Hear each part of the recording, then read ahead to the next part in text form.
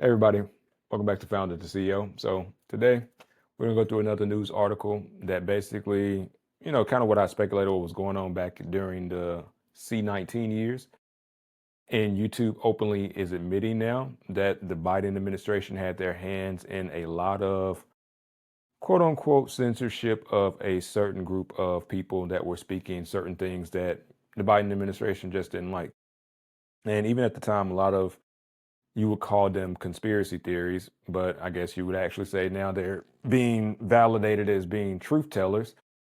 We see that they were correct. That YouTube is now openly admitting that they were basically forced to censor some creatives that, the Biden administration didn't like. So let me go ahead and share my screen. Let's get to the article. Right, all right, here we are.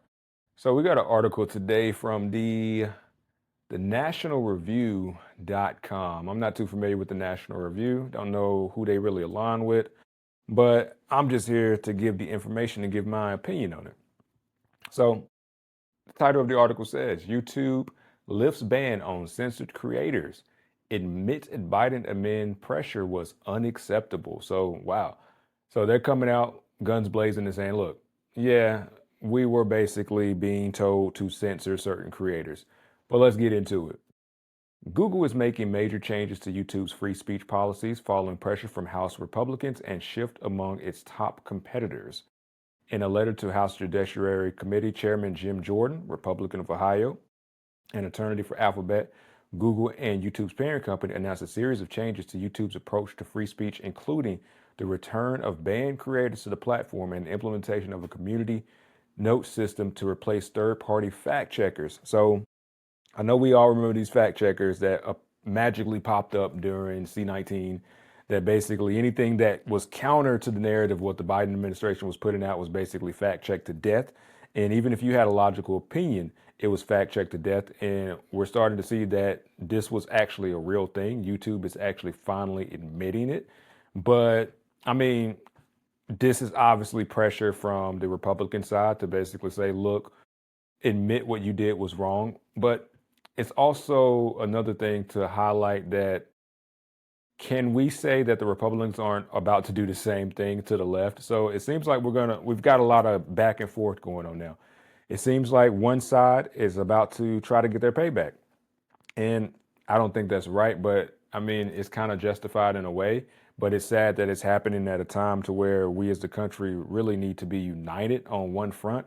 But it seems like both sides are more involved in trying to let's get our get back. But let's continue. It says YouTube is rolling back its restrictive policies surrounding political speech, especially the COVID-19 pandemic and elections. The video platform said its reliance on public health authorities was well intentioned, but expressed regret at its impact on public debate on issues that were far from settled. More broadly, YouTube admitted senior Biden administration officials conducted extensive outreach to YouTube to influence its approach to misinformation and COVID-19 content that did not violate YouTube's policies. So here we are. It shows that, you know, the Biden administration, the left, did have some say in how YouTube was responding. And this goes back into play what's happening to Jimmy Kimmel right now with the FCC chairman. It shows that those in power will use their power to benefit them. And I think that's always been a thing with just power in general and also people in general. People with power are going to use their power to benefit them. If you have the power, of course, you're not going to neglect it. And it would be great if people that were in power would use their power specifically what it was intended for. But most of the time, you see that's not really the case. And even with the left, you can see that they utilize their power to pressure these companies to basically fall in line with the speech and the rhetoric that they wanted to push. And let's continue. The article goes on to say that senior Biden administration's officials, including White House officials, conducted repeated and sustained outreach to Alphabet and pressed the company regarding certain user generation content related to C-19 pandemic that did not violate its policies. The letter reads. So, like it's saying here, they're finally admitting it. They're finally saying, yeah, we were reached out from the White House specifically to say this user, this content creator, this content creator, this content creator, yeah, ban them. And so that's never right. And like I said, this the whole debate on free speech, especially what's happened after Charlie Kirk, is going to, I think, amp up in a big way because we've seen over the recent years, especially with this now with YouTube admitting it, that yeah, the left hasn't been playing fair. Now the question is the right going to do the same thing? And from what I'm starting to see, I think we're going in this whole tangent of yeah, it's payback season. It's payback season. And I don't think that's the route we need to go down because ultimately, like I always say, at the end of the day, if it all falls apart for one group, it falls apart for the other group. But I think the right is going to try to promote more of their ideology now on the media. And I think the left ideology is going to probably take a back seat. And I'm sorry if you do align with the left. I feel like over the next couple of years, your viewpoints and your mindset, you're going to have a hard time in the algorithms going forward. You're going to have a hard time trying to find placement because I think the right is going to, they're just going to be on it. They're just going to be on anybody that's talking about the left. I think it's whatever happened to YouTube. I don't think it's going to be a fair and accurate down the middle, policies of what they say. They say, yeah, the band creators can come back. But what I think is going to really happen now is that more of the left, if you align with certain agendas, you're probably going to be stomped down in the algorithm. So they're just switching. That's basically what's going to end up happening. So let me continue reading. While YouTube independently enforced its policies, Biden officials continue to press the company to remove content that did not violate the platform's policies. The letter calls out Biden and other administration officials for creating a political atmosphere that sought to influence the actions of platforms under the guise of misinformation. So they can say that's misinformation, that's just blatant lying. So pretty much they were lying. So the Biden administration only wanted their viewpoint to be the main viewpoint. So they basically told YouTube and other companies, let's not forget Meta, because I think Meta was the first one that actually introduced fact checking. So we already know that Meta was basically under the same pressure from the Biden administration as well. And so they can say, and they use it under the guise of misinformation. Yeah, misinformation of you not just liking what somebody else is saying because it doesn't align with you. And so it's a sad thing because I'm seeing this recently. This is a trend that the left has been doing for years now.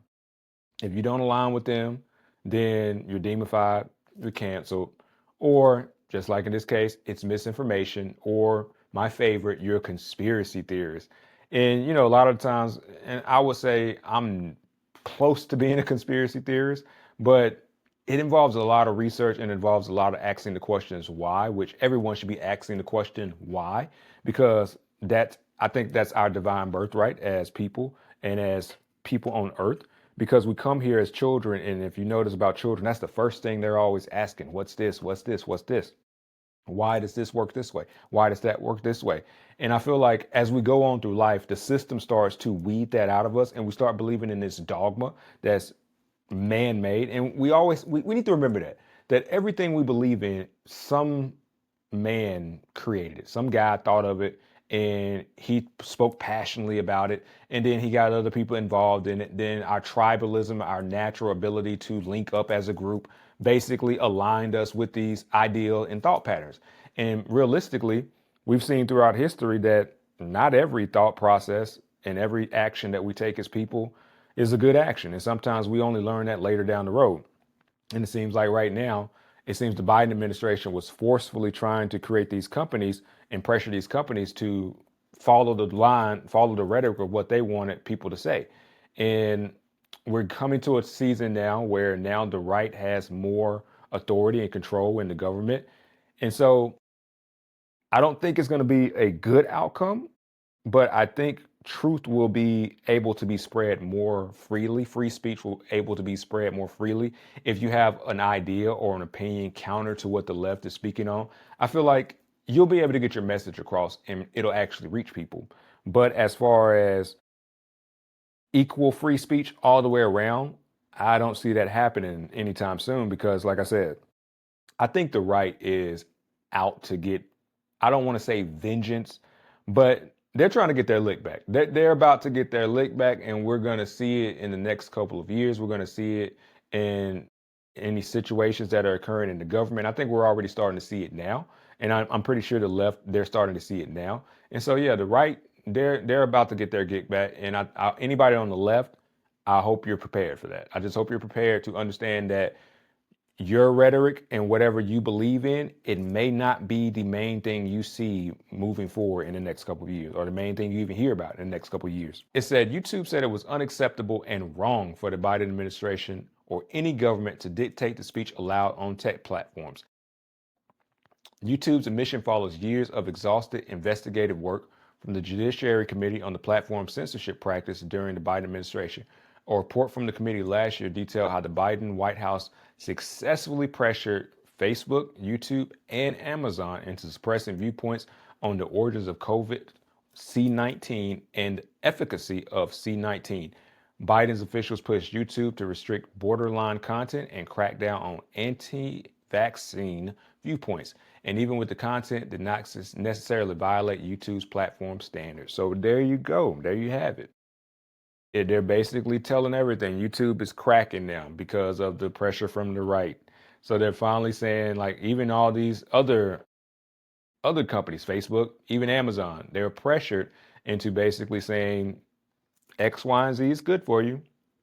And go ahead, run to like little sheep and go ahead and take it and do what you have to do for the people, for your nation and all that. That was the message that they wanted to really push and get across. And we see that anybody that had a opinion counter to that, you were demonified. And not only were you demonified, you were basically snuffed down in the algorithm. So that is a violation on free speech.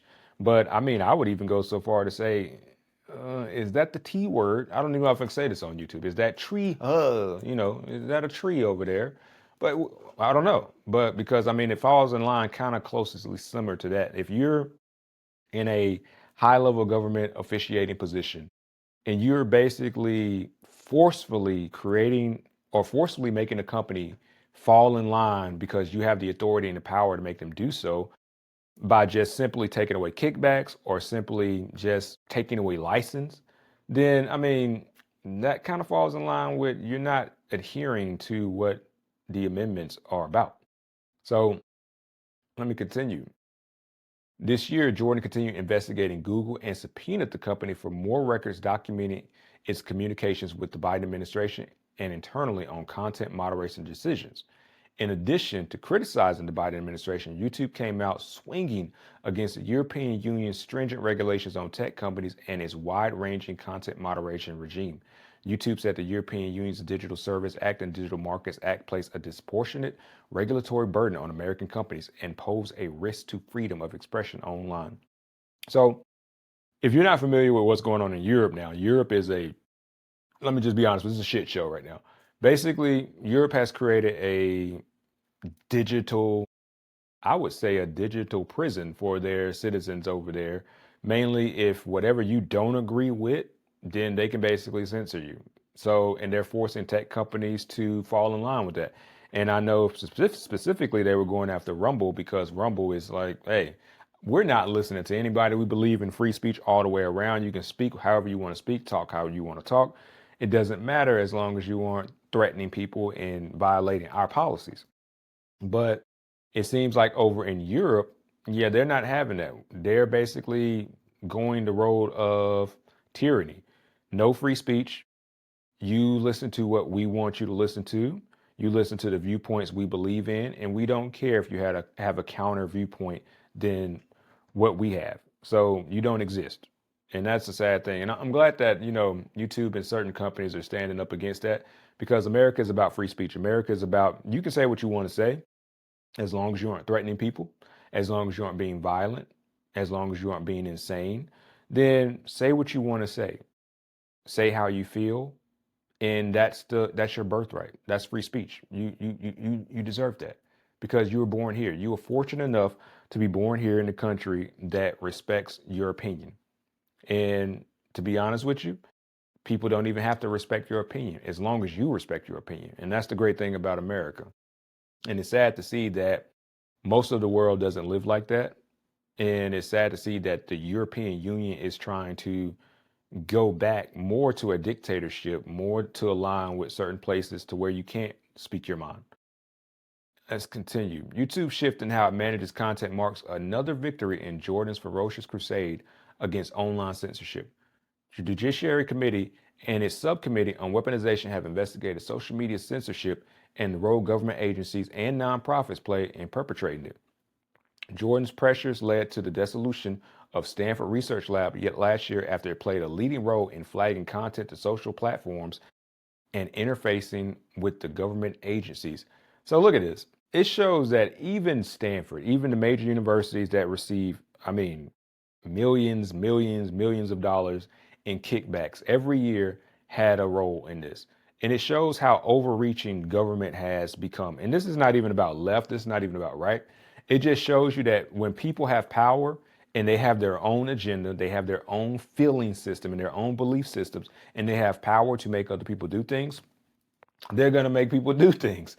And I know you don't want to believe that. And I know most people don't want to believe that, but the term that I live by, power is corrupting. It doesn't matter if you have a little bit of power. It doesn't matter if you have a lot of power. We've all had a manager that was power hungry, that was insane, or a supervisor that was pretty much, he thought he was he thought he was the one. He was the guy because he had a little bit of power over people. Now, just imagine you're in the government. Just imagine how much power these people wield, and they have power over companies, power over institutions. So of course, they're going to basically utilize their power for their own benefit.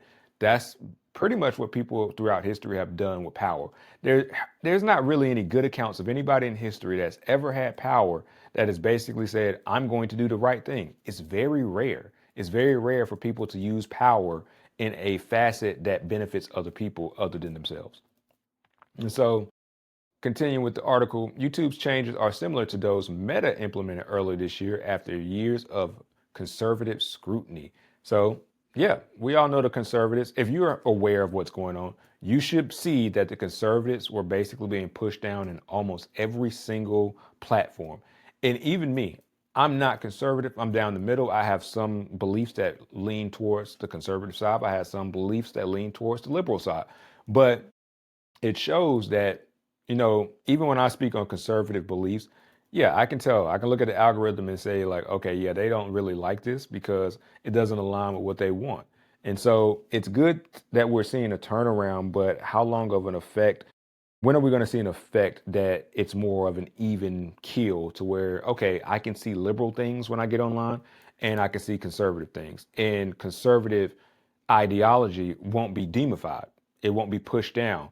But we saw it back in 2020, 2022, 2021, 2023, that if you had alternative opinions on anything surrounding, C-19, the lockdowns, your viewpoints were pushed down. Not only were your viewpoints pushed down, there were articles that ran on CNN that highlighted you as the villain. You were the one that was in the wrong. You are the person that's creating the spread and all of this rhetoric that was just blatant nonsense. And so it's sad that we've had to get to this point, but it's a bigger issue that highlights this is a much bigger issue about who we elect as officials and the lies we tend to believe by just believing in dogma, just by believing that one side has our best interest at heart.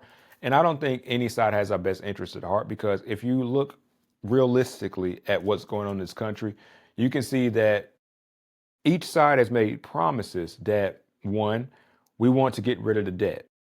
Nobody's trying to get rid of the debt. Every year, the debt ceiling is being raised and raised and raised. And the question is, as a citizen of this country, you have to ask yourself, how long can we endure the lies from both sides, right and left? Because both sides at this point, they're not serving us. They're serving the stock market. Just look at the stock market today. Stock market is getting highs that it's never seen before. The Feds have slashed rates once again. And here we go again.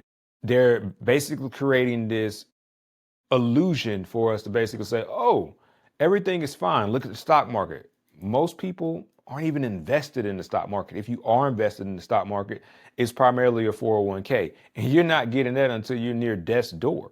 So we have to wake up and be realistic about the things each side is saying. But as we see right now, yeah, the left, they utilize their power in a facet that isn't conducive to the American people. And unfortunately, I think the right, they're about to do the exact same thing. They're just going to demify one side and say it's bad, just like the left done. There's no one coming to the middle ground to say, look, both of you guys are wrong. Neither of you haven't been right since 1971, since we went off the gold standard. Neither of you have done anything relatively beneficial for this country whatsoever. And everything is getting more expensive. We've had crisis after crisis after crisis. And now, for some reason, you've got the populace fighting each other because you don't want the populace fighting you and understanding that you are not adequate enough to do your job because you don't want to do your job. You want to get power, you want to make money, you want to be successful, and then you want to run off to the hills with your lovely new lifestyle and be content with the damage you've done. And so let's continue. Billionaire Elon Musk led the way on relaxing content restrictions on social media platforms when he bought Twitter in the late 2022 and created the community note system as a crowdsourced alternative to fact checkers. Musk ended Twitter's suppression of conservative accounts and viewpoints instead of throttling links to maximize engagement on Twitter, known as X. So that was a good turning point. Now, whatever opinion you have about Elon Musk, is that for one, he's always valued the right to speak your mind. He's always valued free speech. And that's when I saw that was a turning point to where, okay, I'm glad that Elon is a decent thinking human being to where, he doesn't mind having alternative viewpoints. He doesn't mind people disagreeing with him. And that's a good thing. And I think this is how we got here, is because he was able to open the door that allowed other platforms to, be less afraid of the government. Because you got to imagine, if you're a CEO or if you are a chairperson of this company, you're worried about this company's survivability, because I don't want to paint everybody in a corporation, especially the higher ups, executives, chair people, as somebody that's evil.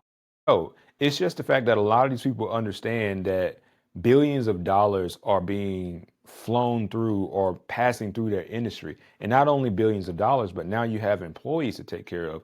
And when you've got a lot of employees to think about, you're thinking about the overall picture to where, okay, my company is not going to be able to function without my employees, but also without money. And if I'm pissing off the government, I'm just going to make it harder for my employees, and the government will retaliate. We've seen several times the government will retaliate. And even now, with the right, with what the FCC chairman said on a podcast and what happened to Jimmy Kimmel, the government loves to retaliate. People in power of the government love to retaliate because they have the power to do so. And who's going to stop them? No one's going to stop them. Nobody's going to stop them. They got all this power now, man. Let's think about that. You were a nobody when you were coming up inside the political sphere. Then all of a sudden you're handed this immense, immense power to basically say, I can make people do what I want to do. Yeah, you got to be a good, kind-hearted person not to want to do that. And let's be honest, if you're playing the game of politics, even if you're playing the game of corporate society, most people are just ruthless. And that's what we're seeing. Most people are really ruthless. And so let me continue. The Trump administration is taking the opposite approach to social media content in its predecessor. Secretary of State Marco Rubio shuddered that the State Department unit involved with online censorship and the Justice Department closed down an FBI task force that played a central role in suppressing the Hunter Biden laptop story. So, see, this is even extending all the way up to the government, and it's getting bad because, like I said, maybe we're coming up on that tree word, that tree, because when you have an organization such as the FBI that is mainly specifically supposed to be aiding the country, suppress the laptop of Hunter Biden. And at first, not even the FBI, let's be honest, CNN, MSNBC, they all ran articles saying it's not true, it's a hoax. And then a year later, it turns out to be actually factual, and it turns out to actually be true. And so that's why I never really disliked Trump in any kind of fashion. I don't agree with some of the things he believes in, but most of the time when he's speaking the truth. And that's what really made me start to align with the conservative side more, because it's like, wait a minute, Trump did say something about the laptop. I think it was in a debate. He was vehemently saying, like, yeah, Hunter Biden's laptop story, Hunter Biden's laptop story. And the left, lie, it's a lie, it's a hoax, it's real, he's crazy. And then now, years later, shows that the FBI is implicated on covering up his laptop. I mean, come on. When are these people going to go to jail? That's my question. When are these people going to go to jail for this? Because you're blatantly lying. And then not only that, Biden pardoned his son. So yeah, I think that leads more credence that we are at the tree word. So yeah, but I think that's about it, everybody. This is the article. That's the end of the article. And I think that was just a quick article, and it highlights some of the things that are continually going wrong in this country. We're continually fighting each other. We're going back and forth this side, like a he said, she said debate. And if we continue to do this, it's not going to lead to anything good. And we got to do better. That's the only thing we got to do. We got to do better. And let's read some of the comments. Let's say the celebs and lefties who threw a fit over Jimmy Kimmel have been silent over this issue for 4 years, except when cheering it on. Even in my last video, that is something I highlighted. And that's true. It's apparent that the left has blinders on. If you're on the left side, I want to ask you, why do you have blinders on? Why can you not see that these issues have been taking place to the conservative side, the right side for years now? But you're very vocal when Jimmy Kimmel gets canceled.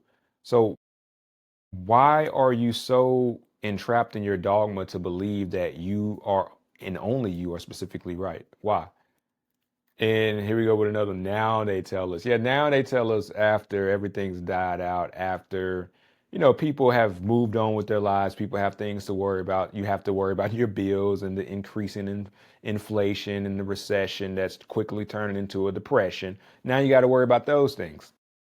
And so next comment says maybe Jimmy Kimmel can find a home on YouTube and find out how few viewers really like him.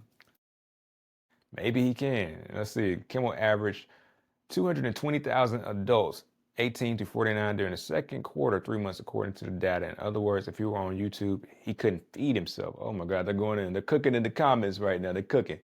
All right, let's see what we got. Let's go on to this one. It is a little I don't think they spelled that all wrong. It's a little concerning seeing all the liberals suddenly support free and open debate and free speech. This too will pass. Liberal will switch back once again once they have the power again. Yep. And that's what it is. It's all about that power. So right now, I mean, honestly, I don't know what he's seeing, but I'm not seeing a lot of liberals basically be open to free speech. I think I just see a lot of liberals that are less vocal now. But I think they're right. Like once the power shifts back, we're going to probably see the same thing again because the left seems to be more passionate about making you fall in line with what they believe. And it's sad, but it's a reality of what has been happening over years and the reality of what I've seen and experienced myself.